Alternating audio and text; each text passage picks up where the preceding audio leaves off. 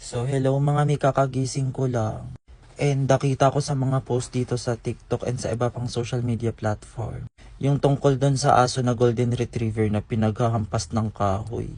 Which is itong aso na to, may golden retriever siya na aso, tapos parang nakita ko dun sa post, hindi ako sure na parang kaya daw pinampas-hampas din yun ng lalaki kasi daw aakmain daw yung anak niya na kagatin.